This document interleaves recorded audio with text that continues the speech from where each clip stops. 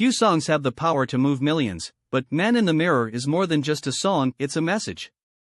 A message of change, self-reflection, and a call to make the world a better place. But what inspired this masterpiece? Today, we uncover the untold story behind one of Michael Jackson's most emotional anthems.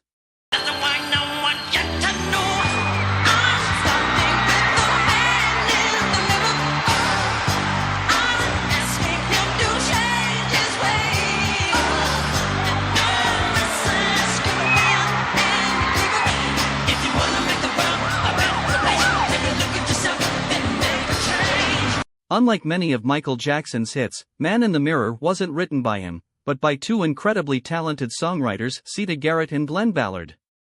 The song came at a time when the world was dealing with major issues: poverty, war, and racial injustice. Siedah Garrett, a singer-songwriter, was inspired by the idea that real change starts from within. She wanted to write a song that would challenge people to look at themselves first before trying to fix the world.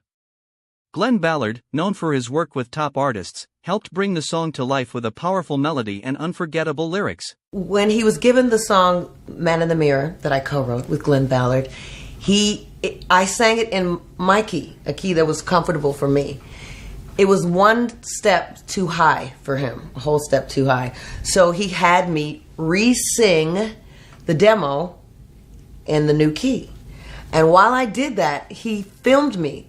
And I asked him, I said, why are you doing this? He said, because I love the way you sing this song and I want to sing it just like you. And I said to him, great, Mike, all my friends are really going to believe me when I tell them he wanted to sing it like me. Thanks, Mike. Oh, he was a perfectionist, absolute perfectionist. And because he was that way, and the same thing with Quincy Jones, when you work with him, you really want to give him your best. You want to do the best you can do for him because he's given you his best. And you just want to try and come up to the same level or near the same level. So it's like there are only a few artists where you want to put all your energy into giving them the best that you have, because you know what level they're at. So you want them to call you back, and you want to be relative to the process. So you won't really want to do your best. The beautiful thing about Michael Jackson, in my never to be humble opinion, was that whoever it was, he made you feel as if he had as much to learn from you as you did from him. And I think that was just an awesome attribute of his that I greatly admired and appreciated. Whenever you're ready, Miss Siedah. Gonna make a change for once in my life. It's gonna feel real good. Gonna make a difference. Gonna make it right. As I turn up the collar on my favorite winter coat, this wind is blowing my mind. I see the kids in the street with not enough to eat. Who am I to be blind, pretending not to see their need?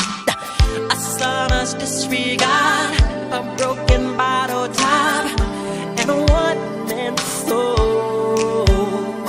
They follow each other on the window, 'cause they got nowhere to go. That's the one I want you to know. I'm starting with the man in the mirror. I'm asking him to change his ways, and no message could have been any clearer. If you wanna make the world a better place, take a look at yourself, then make a change. Na na na na na na na na. I've been a victim of. Instead of featuring himself in the music video, Michael made a bold decision. The video would showcase real-life footage of world events. Images of poverty, civil rights leaders, and moments of hope sent a powerful message. The video became an anthem for change. When it was released in 1988, the world took notice. The song topped the Billboard Hot 100 and became one of Michael's most beloved songs. But for Michael, Man in the Mirror wasn't just a hit song, it was a way of life. He believed in changing the world through kindness, charity, and love.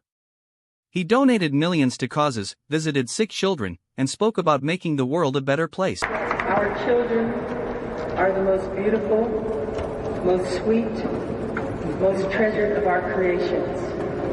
And yet, every minute, at least 28 children die. Today, our children are at risk of being killed by diseases and by the violence of war, guns, abuse, and neglect. Children have few rights and no one to speak for them. They have no voice in our world. God and nature have blessed me with a voice. Now I want to use it to help children speak for themselves. I have founded the Heal the World Foundation to be the voice of the voiceless, the children. Please join with me and the children to help heal the world together. Parents, communities, governments, all people of the world, we must put our children first.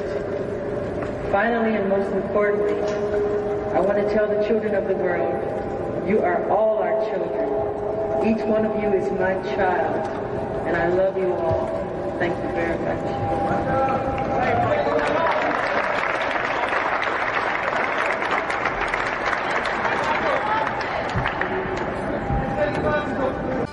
Country, there are children who don't go to school because they have to work cleaning cars and things like that.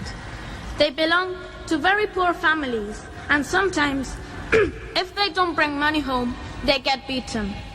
In this country, we have a big problem with AIDS and child poverty. 1 in 500 babies born in inner London at the beginning of the 1991 had HIV because their mum were infected. Thank you, Michael, for setting up Heal the World to help us and for being the voice for all children. Even today, this song's message is more important than ever. Whether it's fighting for justice, helping those in need, or simply being kind, the message remains: if you want to make the world a better place, take a look at yourself and make that change.